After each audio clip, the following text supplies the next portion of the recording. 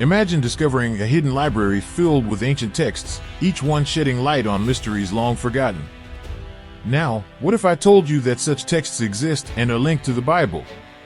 We're diving into the world of the lost books of the Bible, a collection of writings that didn't make the final cut. But why? What secrets do they hold? Could they change how we understand the most famous book in history? Get ready to explore the untold stories, the intriguing mysteries, and the age-old questions that scholars and theologians have debated for centuries. Are you curious yet? Let's unravel the enigma together. The term lost books of the Bible refers to a collection of ancient texts that, for various reasons, were not included in the canonical Bible as we know it today. These texts range from Gospels and epistles to apocalyptic literature and wisdom literature. They are often categorized as apocryphal or pseudepigraphal, meaning they were either excluded from the canon due to doubts about their authenticity or authorship, or they were written in the names of famous biblical figures but not actually penned by them. The reasons for their exclusion are multifaceted and include theological disagreements, questions of authorship, and inconsistencies with the accepted teachings of the early Christian church.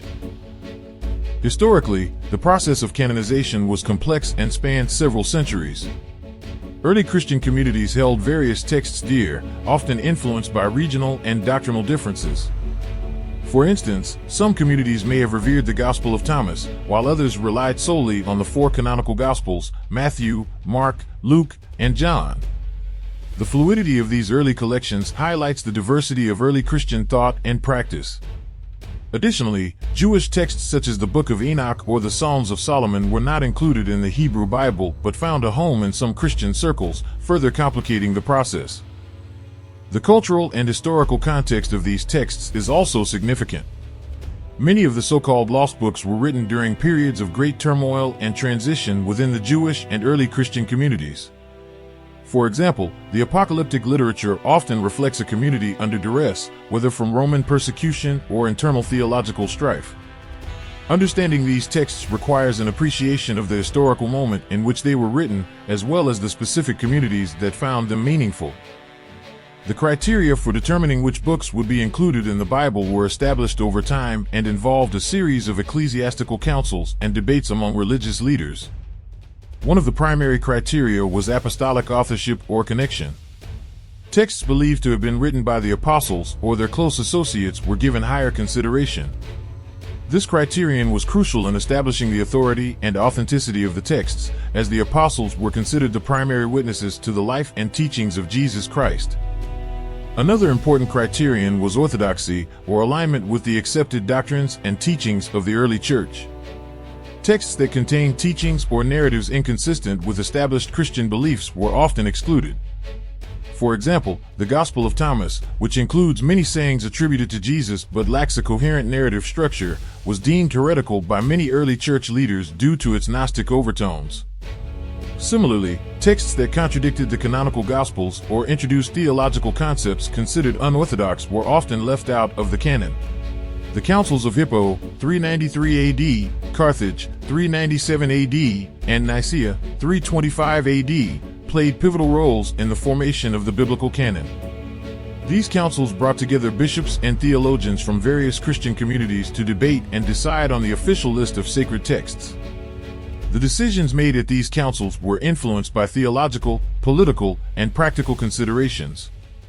For instance, the Council of Nicaea, convened by Emperor Constantine, aimed to achieve a unified Christian doctrine to stabilize the Roman Empire. These councils did not create the canon in a vacuum but rather formalized a process that had been ongoing for centuries, influenced by the needs and beliefs of early Christian communities. Among the numerous texts often referred to as lost or apocryphal, some of the most well-known include the Gospel of Thomas, the Book of Enoch, and the Gospel of Mary. The Gospel of Thomas is a collection of 114 sayings attributed to Jesus, some of which parallel those found in the canonical Gospels, while others are unique and reflect Gnostic themes. This text provides a different perspective on Jesus' teachings, emphasizing direct, personal knowledge of the divine rather than the communal and sacramental focus of Orthodox Christianity. The Book of Enoch is another fascinating text that was highly regarded in some early Christian and Jewish circles. It is an ancient Jewish apocalyptic work attributed to Enoch, the great-grandfather of Noah. The book includes detailed accounts of Enoch's visions, the nature of the cosmos, the fate of the wicked, and the coming of a messianic kingdom. Its vivid descriptions of angelic beings and elaborate cosmology influenced later Christian and Jewish mysticism. Despite its initial popularity, it was excluded from the Hebrew Bible and later the Christian Old Testament, although it remains part of the Ethiopian Orthodox Church's canon. The Gospel of Mary, attributed to Mary Magdalene, offers a unique perspective on early Christian teachings and the role of women in the early church. This text presents Mary as a prominent disciple who receives special revelations from Jesus. It also includes debates among the disciples about the legitimacy of her teachings. The Gospel of Mary challenges traditional narratives by emphasizing the spiritual authority of a female disciple and suggesting a more egalitarian approach to spiritual leadership. While it was not included in the canonical New Testament, it provides valuable insights into the diversity of early Christian thought and the contested role of women in the church. Significant archaeological discoveries have shed light on the so-called lost books of the Bible, offering new perspectives on their origins and contents. One of the most remarkable discoveries was the Dead Sea Scrolls, found in the Qumran caves near the Dead Sea in the 1940s and 1950s. These ancient manuscripts include copies of biblical texts, apocryphal works, and sectarian writings of the Jewish community that inhabited the area. The Dead Sea Scrolls have provided invaluable insights into the textual transmission of the Hebrew Bible and the diversity of Jewish religious thought during the Second Temple period. Another pivotal discovery was the Nag Hammadi Library, unearthed in Egypt in 1945. This collection of Gnostic texts includes the Gospel of Thomas, the Gospel of Philip, and the Gospel of Truth, among others. These texts offer a window into early Christian Gnosticism, a movement that emphasized esoteric knowledge and spiritual enlightenment. The Nag Hammadi Library has significantly expanded our understanding of early Christian diversity and the theological debates that shaped the development of Orthodox Christianity. The impact of these discoveries on biblical scholarship and our understanding of early Christianity and Judaism cannot be overstated. These manuscripts have challenged traditional notions of a monolithic early Christian or Jewish orthodoxy by revealing a rich tapestry of beliefs and practices. They have also prompted reevaluations of the canonical texts, highlighting the complex process of canon formation and the interplay between accepted and marginalized voices in religious history. When we delve into the so-called lost books of the Bible, it's essential to consider their theological and cultural significance. These texts, while not included in the canonical Bible, offer invaluable insights into the early Christian and Jewish communities that produced and valued them. They reflect a diversity of beliefs, practices, and theological perspectives that were present in the formative years of these religious traditions. Theologically, these texts often present alternative views of key doctrinal issues. For instance, the Gospel of Thomas emphasizes direct, personal knowledge of the divine, a concept known as gnosis, contrasting with the communal and sacramental focus of Orthodox Christianity. This highlights the existence of different theological streams within early Christianity, some of which were later deemed heretical by the emerging Orthodox Church. Similarly, the Book of Enoch provides an elaborate cosmology and angelology that influenced later Jewish and Christian mystical traditions. Its vivid descriptions of heavenly realms, angelic hierarchies, and apocalyptic visions offer a richer understanding of the eschatological hopes and fears of its community. This text's influence can be seen in various apocalyptic and mystical writings throughout history, underscoring its enduring theological impact. Culturally, these texts offer a window into the lives and beliefs of the communities that treasured them. The Gospel of Mary, for example, challenges traditional narratives by presenting Mary Magdalene as a prominent disciple who receives special revelations from Jesus. This text not only provides a unique perspective on early Christian teachings, but also sheds light on the contested role of women in the early church. It suggests that some early Christian communities may have embraced a more egalitarian approach to spiritual leadership, a notion that was later suppressed as the church became more institutionalized. The Psalms of Solomon, another non-canonical text, reflects the hopes and struggles of a Jewish community under Roman rule. Its themes of divine justice, messianic expectations, and the longing for liberation resonate with the broader Jewish experience during the Second Temple period. By studying these texts, we gain a deeper appreciation of the cultural and historical contexts in which they were written and the diverse ways in which different communities sought to make sense of their world. The lost books of the Bible have been the subject of intense academic debate and controversy. Scholars and theologians have long grappled with questions of authenticity, authority, and relevance when it comes to these texts. These debates often revolve around several key issues. First, there's the question of authenticity. Many of the apocryphal and pseudepigraphal texts are attributed to well-known biblical figures, but their true authorship is often uncertain. For example, the Gospel of Thomas is attributed to the Apostle Thomas, but its actual author remains unknown. Similarly, the Book of Enoch is attributed to the antediluvian patriarch Enoch, but it was likely composed by multiple authors over several centuries. Determining the true authorship of these texts is a complex task that involves linguistic analysis, historical context, and comparative studies with other contemporary writings. Second, there's the issue of authority.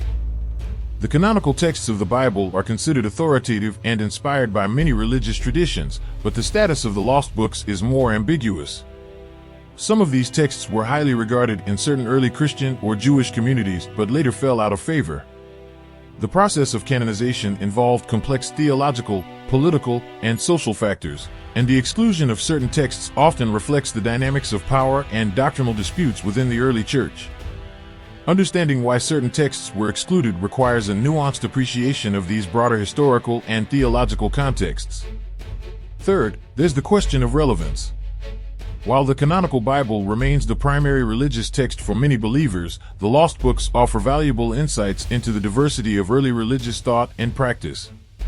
They provide alternative perspectives on key theological issues, shed light on the lives and beliefs of marginalized communities, and enrich our understanding of the historical development of Judaism and Christianity. Scholars continue to debate the relevance of these texts for contemporary religious practice and theological reflection, with some advocating for their reintegration into the broader canon of religious literature. Modern perspectives on these texts are varied. Some scholars view them as essential for understanding the full spectrum of early Jewish and Christian thought. Others are more cautious, emphasizing the need for critical analysis and contextualization. Regardless of one's stance, it's clear that the lost books of the Bible continue to provoke thought and debate, challenging us to reconsider our assumptions about religious history and the formation of sacred texts. The study of the lost books of the Bible is an ongoing and dynamic field of inquiry. New discoveries, advances in technology, and evolving scholarly perspectives continue to shape our understanding of these texts and their significance. For example, advancements in digital imaging and analysis have allowed scholars to examine ancient manuscripts with unprecedented detail, revealing previously hidden aspects of these texts. Collaborative efforts among scholars from diverse disciplines, including theology, history, archaeology, and linguistics, are fostering a more holistic and interdisciplinary approach to the study of these fascinating writings. Moreover, contemporary interest in these texts is not limited to academic circles. Many religious communities and individuals are also exploring the lost books as part of their spiritual journey. These texts offer fresh perspectives and new insights that can enrich one's faith and understanding of religious traditions. While the canonical Bible remains central to many believers, the lost books provide an additional layer of depth and complexity, inviting readers to engage with the rich tapestry of religious literature that has shaped human history. In conclusion, the lost books of the Bible represent a diverse and intriguing collection of ancient texts that were excluded from the canonical Bible for various reasons. Their study offers a window into the theological, cultural, and historical contexts of early Jewish and Christian communities, revealing a rich diversity of beliefs and practices. The ongoing scholarly debates and controversies surrounding these texts underscore their complexity and significance, challenging us to continually reevaluate our understanding of religious history and the formation of sacred texts. Whether viewed as historical curiosities, theological resources, or spiritual guides, the lost books of the Bible remain a captivating and valuable subject of exploration. And as we unravel these mysteries, one can't help but wonder, what other secrets lie hidden in the sands of time? Could there be more lost books out there, waiting to be discovered, that might change everything we think we know about the Bible? Imagine the thrill of stumbling upon a text that answers age-old questions or introduces entirely new ones. Just think about it. What if a forgotten scroll or manuscript is still out there, buried in some ancient library or tucked away in a cave, holding truths that could reshape our understanding of faith, history, and humanity itself? And here's a thought-provoking question for you. If you could find one lost book of the Bible, what would you hope it reveals? Would it be a deeper insight into the lives of biblical figures? Or perhaps a hidden prophecy that speaks to our times? Drop your thoughts in the comments below. We're dying to hear what you think. Oh, and before you go, consider this. What if the lost books of the Bible were never lost at all, but intentionally hidden? What could be the reason for that? Were they too controversial, too radical, or perhaps too enlightening for the time they were written in? So many questions, so many mysteries. And that's what makes the journey so exhilarating, right? If you've enjoyed this dive into the enigmatic world of the lost books of the Bible, don't forget to hit that like button and share this video with fellow seekers of truth. And hey, if you're as intrigued as we are, make sure to subscribe and ring that bell icon so you won't miss any future explorations into the curious and mysterious corners of biblical history. Until next time, fellow adventurers, keep questioning, keep exploring, and remember, the past holds more than we can ever imagine. Stay epic.